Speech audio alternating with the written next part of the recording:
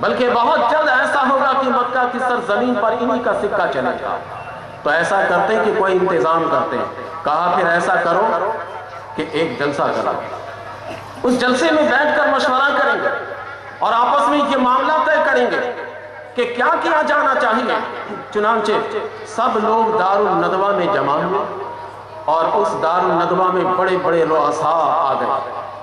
شیطان بھی بڑے جبہ قبہ کے ساتھ وہاں پہنچا، جسے سیرت کی کتابوں میں شیخ نجد کہا گیا ہے، وہ بھی پہنچا، بڑا اچھے انداز میں پہنچا، آ کر بیٹھ گیا اور لوگوں کی بات سننے لگا۔ ایک نے اٹھ کر کہا کہ دیکھو، اب آخری مرحلہ یہی ہے کہ تم اس نبی آخر الزمان جن کو یہ لوگ کہتے ہیں ان کو قید کر دو، ایک مکہ کی قید میں ان کو بند کر دو۔ کہنے لگے کہ نہیں نہیں، یہ غلط مشورہ ہے۔ شیطان اٹھ کر کہتا میری بات سنو، ان کو قید میں مت بند کرو، ان کے چاہنے والے تو اتنے دیوانے ہیں کہ وہ قید کے دروازے توڑ کر ان کو نکال دیں، لہٰذا بند کرنے کی ضرورت نہیں ہے، کوئی اور مشورہ نکالو۔ کہا کہ اچھا ایسا کرتے ان کو جلا وطن کر دیتے، مکہ سے نکال دیتے، کہیں اور چلے جائیں گے جی۔ شیخ نجد پھر کھڑا ہو گیا، کہا نہیں نہیں، یہ بھی مت کرو، دیکھتے نہیں کہ ان کا اخلاق کتنا اچھا ہے، ان کی زبان میں شیریں پن کس قدر ہے، کلام میں مٹھاس کتنی ان کی ہے۔ وہ اگر کہیں نکال دو گے، وہ جس علاقے میں بھی چلے جائیں گے اس علاقے والے کو اپنا ہم نوا بنا لیں گے اور اپنا ہم نوا بنا کر اپنے اخلاق کے تلوار سے ان کو مقتول کر کے تم پر حملہ آور ہو جائیں گے، اس لیے نکالنے کا مشورہ بھی صحیح نہیں ہے۔ تو لوگ کہنے لگے پھر تم ہی بتا دو کیا کیا جائے۔ شیخ نجد کہنے لگا ایسا کرو کہ ان کو قتل کر دو، ہر قبیلے سے نوجوان لوگ اور سب مل کر یک بار کی حملہ کرے اور ان کو قتل کر دے، تاکہ اس قتل کا مقدمہ کسی ایک قبیلے والے پر نہ پڑے۔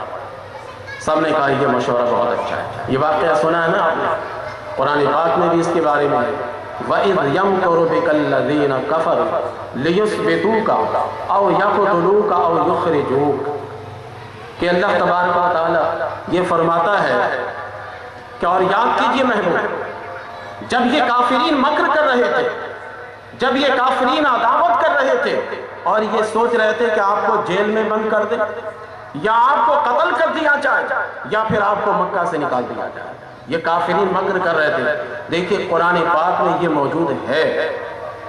اب یہ واقعہ تو میں نے آپ کو سنایا، اس واقعہ کے بعد جو میں آپ کو اصل نقطہ بتانے جا رہا ہوں وہ یہ ہے کہ کافروں نے بھی آپ کے اخلاق کی گواہی دی۔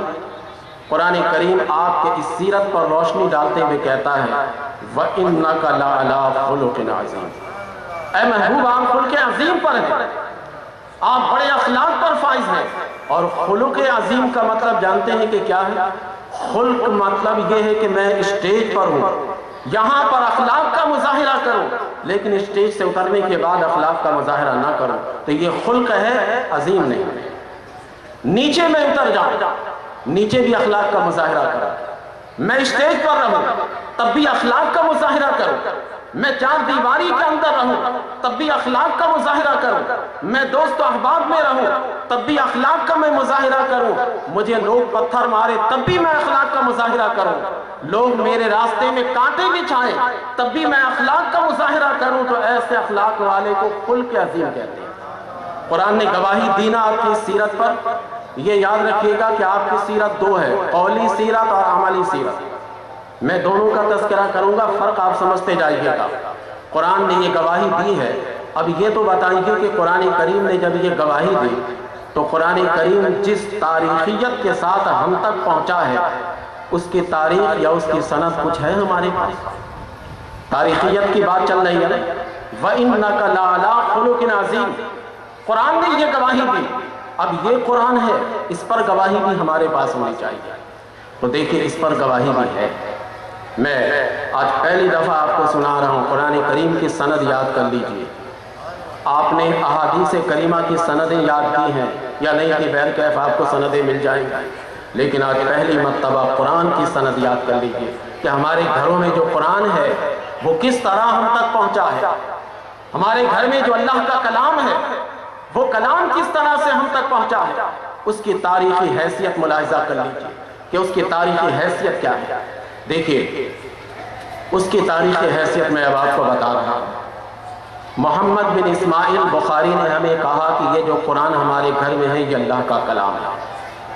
محمد بن اسماعیل بخاری سے ابراہیم مکی نے کہا کہ یہ اللہ کا کلام ہے۔ ابراہیم مکی سے امام ابو حنیفہ نے کہا کہ یہ اللہ کا کلام ہے۔ امام ابو حنیفہ سے حماد بن ابی سلیمان نے کہا کہ یہ اللہ کا کلام ہے۔ حماد بن ابی سلیمان سے ابراہیم نخعی نے کہا کہ یہ اللہ کا کلام ہے۔ ابراہیم نخعی سے علقمہ بن قیس نے کہا کہ یہ اللہ کا کلام ہے، اور علقمہ بن قیس سے حضرت عثمان بن عفان نے کہا کہ یہ اللہ کا کلام ہے، اور حضرت عثمان بن عفان رضی اللہ تعالیٰ عنہ سے میرے سرکار نے کہا کہ یہ اللہ کا کلام ہے۔ یہ تاریخیت جو موجود ہے یہ کسی کے پاس ہے؟ کسی کے اسوہ حسنہ کو اگر اپنانے کے لیے جائیے گا، کسی کی سیرت کو اب اپنانے کے لیے جائیے گا، یہ پوری تاریخ ہے۔ قرآن اللہ کا کلام ہے۔ امام بخاری کی کتاب سے ہم لیتے ہیں، امام بخاری تک یہ بات کیسے پہنچی وہ بات وہاں تک پہنچاتے ہیں۔ میں اگر ایک نقطے کی طرف گیا تو آدھ گھنٹہ اس میں لگے گا کہ ہر صحابی کو معلوم ہے کہ یہ اللہ کا کلام ہے، تو خاص حضرت عثمان غنی رضی اللہ تعالیٰ عنہ کا ذکر کیوں کیا گیا؟ حضرت ابو بکر صدیق کا نام کیوں نہیں آیا؟ حضرت عمر فاروق کا نام کیوں نہیں آیا؟ مولا علی کا نام کیوں نہیں آیا؟ حضرت ابی بن کعب کا نام کیوں نہیں آیا؟ زید بن ثابت کا نام رضی اللہ تعالیٰ عنہ، دیگر صحابہ کا نام کیوں نہیں آیا؟ میں آدھ گھنٹہ اس پر لے لوں گا، لیکن ادھر میں نہیں جاؤں گا تاکہ عنوان کے مطابق میں بات کروں۔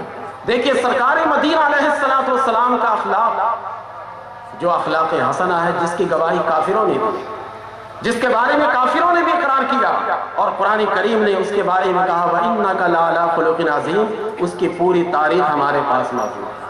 بغیر تاریخ کے اسے ہم نہیں مانتے۔ قرآن کریم کوئی اپنی طرف سے گھڑ کر 40 سپارے لے آئے، 2-4 سپارے بڑھا دے، بغیر سند کے اسے نہیں مانیں گے۔ ہمارے پاس جو کلام اللہ ہے اس کی پوری سند ہے۔ یہ کیسٹ بن رہی ہے، یہ سند کو ہر مسلمان کو یاد کرنی چاہیے تاکہ کلام اللہ کے کلام اللہ ہونے پر ہمارے پاس پوری تاریخ موجود ہو۔ تو پہلی شرط کیا ہے؟ تاریخیت، کہ رسول کریم علیہ السلام کی سیرت طیبہ کے ایک ایک گوشے پر تاریخی حوالے موجود ہو۔ تو یہ اللہ تبارک و تعالیٰ کی طرف سے ہے۔ وہ مثال آپ نے سن لی، خود رسول کریم صلی اللہ علیہ وسلم نے اپنی سیرت پر اپنی گواہی پیش کی۔ ابو داؤد شریف میں حدیث موجود ہے کہ نبی کریم علیہ السلام نے حضرت معاذ بن جبل رضی اللہ تعالیٰ عنہ کو یمن کا حاکم بنایا اور بھیجنے لگے۔ جب بھیجنے لگے تو سرکار نے پوچھا کہ اے معاذ، تم جا رہے ہو یمن، کیسے فیصلہ کرو گے؟ کہا حضور قرآن سے کروں گا۔ نبی کریم علیہ السلام نے پوچھا کہ اے معاذ، قرآن میں نہ ملے تو کیا کرو گے؟ فَإِن لَمْ تَجِدْ، اگر قرآن میں نہ پاؤ تو کیا کرو گے؟ کہنے لگے حضور آپ کی سنت، آپ کی اسوہ حسنہ سے کروں گا، آپ کی سیرت طیبہ کی روشنی میں کروں گا۔ سرکار نے پوچھا کہ اے معاذ، اگر اس میں بھی نہ ملے تو کیا کرو گے؟ فَإِن لَمْ تَجِدْ، تم اس میں بھی نہ پاؤ تو کیا کرو گے؟ کہنے لگے حضور پھر اسی قرآن و حدیث سے استنباط کر کے میں نکالوں گا۔ سرکار نے اس کے سینے پر ہاتھ مارا، مارتے ہوئے کہا اللہ کا شکر ہے کہ اللہ تبارک و تعالیٰ نے ایسے ایسے لوگ میری امت میں پیدا کیے۔